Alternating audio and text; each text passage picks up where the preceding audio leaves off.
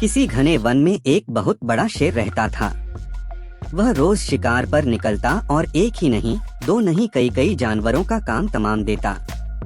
जंगल के जानवर डरने लगे कि अगर शेर इसी तरह शिकार करता रहा तो एक दिन ऐसा आएगा कि जंगल में कोई भी जानवर नहीं बचेगा। सारे जंगल में सनसनी फैल गई। शेर को रोकने के लिए कोई न कोई उपाय करना जरूरी था। एक दिन जंगल के सारे जानवर इकट्ठा हुए और इस प्रश्न पर विचार करने लगे। अंत में उन्होंने तय किया कि वे सब शेर के पास जाकर उनसे इस बारे में बात करें। दूसरे दिन जानवरों के एक दल शेर के पास पहुंचा। उनके अपनी ओर आते देख शेर घबरा गया और उसने गरज कर पूछा, क्या बात है? तुम सब यहाँ क्यों आ रहे हो? जानवर दल के नेता ने कहा, महाराज, हम आपके पास निवेदन करने आए हैं। आप राजा हैं और हम आपकी प्रजा। जब आप शिकार करने निकलते हैं तो बहुत जानवर मार डालते हैं। आप सबको खा भी नहीं पाते। इस तरह से हमारी संख्या कम होती जा रही है। अगर ऐसा ही होता रहा तो कुछ ही दिनों में जंगल में आपके सिवाय और कोई भी नहीं बचेगा। प्रजा के बिना राजा भी कैसे रह सकता है? यदि हम सभी मर जाएंगे तो आप भी राजा नहीं रहेंगे। हम चाहते हैं कि आप सदा हमारे राजा बने रहें। आपसे हमारी विनती है कि आप अपने घर पर ही रहा करें। हर रोज स्वयं आपके खाने के लिए एक जानवर भेज दिया करेंगे। इस तरह से राजा और प्रजा दोनों ही चैन से रह सकेंगे। शेर को लगा कि जानवरों की बात में सच्चाई है। उसने पल भर सोचा, फिर बोला, अच्छी बात है, मैं तुम्हारे सुझाव को मान लेता हूँ। लेकिन याद रखना, अगर किसी भी दिन तुमने मेरे खाने के लिए पूरा भोजन नहीं भेजा तो मैं जितने जानवर चाहूँगा मार डालूंगा। जानवरों के पास तो और कोई चारा नहीं। इसलिए उन्होंने शेर की शर्त मान ली और अपने अपने घर चले गए। उस दिन से हर रोज शेर के खाने के लिए एक जानवर भेजा जाने लगा। इसके लिए जंगल में रहने वाले सब जानवरों में से एक एक जानवर बारी बारी से चुना जाता था। कुछ दिन बाद खरगोशों की बारी भी आ गई। शेर के भोजन के लिए एक नन्हे से खरगोश को चुना गया। वह खरगोश जितना छोटा था उतना ही चतुर भी था। उसने सोचा, बेकार में शेर के हाथों मरना मूर्खता है। अपनी जान बचाने का कोई न कोई उपाय अवश्य करना चाहिए और हो सके तो कोई ऐसी तरकीब ढूंढनी चाहिए जिससे सभी को इस मुसीबत से सदा के लिए छुटकारा मिल जाए। आखिर उसने एक तरकीब सोच ही निकाली। खरगोश धीरे धीरे आराम से शेर के घर की ओर चल पड़ा। जब वह शेर के पास पहुंचा तो बहुत देर हो चुकी थी। भूख के मारे शेर का बुरा हाल हो रहा था। जब उसने सिर्फ एक छोटे से खरगोश को अपनी ओर आते देखा तो गुस्से से बौखला उठा और गरज कर बोला, किसने तुम्हें भेजा है? एक तो पिद्दी जैसे हो, दूसरे इतनी देर से आ रहे हो।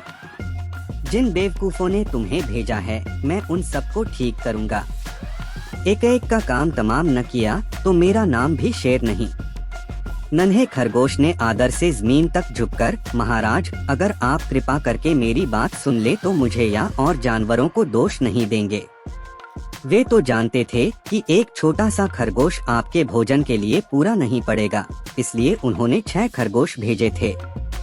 लेकिन रास्ते में हमें एक और शेर मिल गया। उसने 5 खरगोशों को मारकर खा लिया। यह सुनते ही शेर दहाड़कर बोला, क्या कहा? दूसरा शेर? कौन है वह? तुमने उसे कहाँ देखा? महाराज, वह तो बहुत ही बड़ा शेर है, खरगोश ने कहा। वह जमीन के अंदर बनी एक बड़ी गुफा में से निकला था। वह तो मुझे ही मारने जा रहा था। पर मैंने उससे कहा, सरकार, आपको पता नहीं कि आपने क्या अंधेर कर दिया है। हम सब अपने महाराज के भोजन के लिए जा रहे थे, लेकिन आपने उनका सारा खाना खा लिया है। हमारे महाराज ऐसी बातें सहन नहीं करेंगे। वे जरूर ही यहाँ आकर आपको मार डालेंगे। इस पर उसने पूछा, कौन है तुम्हारा राजा? मैंने जवाब दिया, हमारा राजा जंगल का सबसे बड़ा शेर है।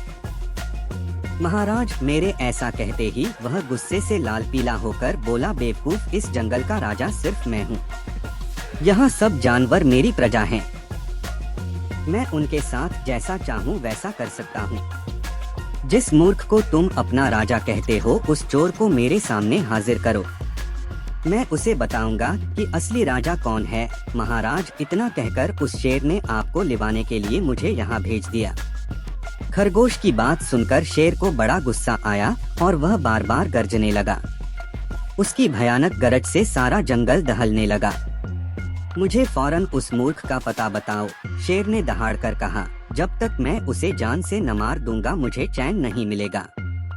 बहुत अच्छा महाराज, खरगोश ने कहा, मौत ही उस दुष्ट की सजा है। अगर मैं और बड़ा और मजबूत होता तो मैं खुद ही उसके टुकड़े टुकड़े कर देता। चलो रास्ता दिखाओ, शेर ने कहा। फौरन बताओ किधर चलना है। इधर आइए महाराज, इधर। खरगोश रास्ता दिखाते हुआ शेर को एक कुएं के पास ले गया और बोला, महाराज, वह दुष्ट शेर जमीन के नीचे किले में रहता है, जरा सावधान रहिएगा। किले में छुपा दुश्मन खतरनाक होता है। मैं उससे निपट लूंगा, शेर ने कहा। तुम यह बताओ कि वह है कहाँ? पहले जब मैंने उसे देखा था तब तो वह यहीं बाहर खड़ा था। लगता है आपको आता देखकर वह किले में घुस गया। आइए मैं आपको दिखाता हूँ। खरगोश ने कुएं के नजदीक आकर शेर से अंदर झांकने के लिए कहा। शेर ने कुएं के अंदर झांका तो उसे कुएं के पानी में अपनी परछाई दिखाई दी। परछाई को देखकर शेर जोर से दहाड़ा।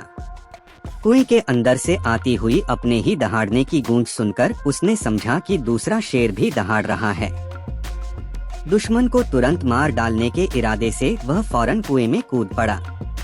कूदते ही पहले तो वह कुएं की दीवार से टकराया, फिर धड़ाम से पानी में गिरा और डूबकर मर गया। इस तरह चतुराई से शेर से छुट्टी पाकर नन्हा खरगोश घर लौटा। उसने जंगल के जानवरों को शेर के मारे जाने की कहानी सुनाई। दुश्मन के मारे जाने की खबर से सारे जंगल में खुशी फैल गई। जंगल के सभी जानवर खरगोश की जय जयकार करने लगे।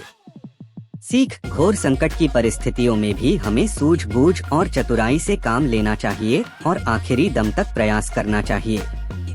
सूझबूझ और चतुराई से काम लेकर हम भयंकर संकट से उबर सकते हैं और बड़े से बड़े शक्तिशाली शत्रु को भी पराजित कर सकते हैं।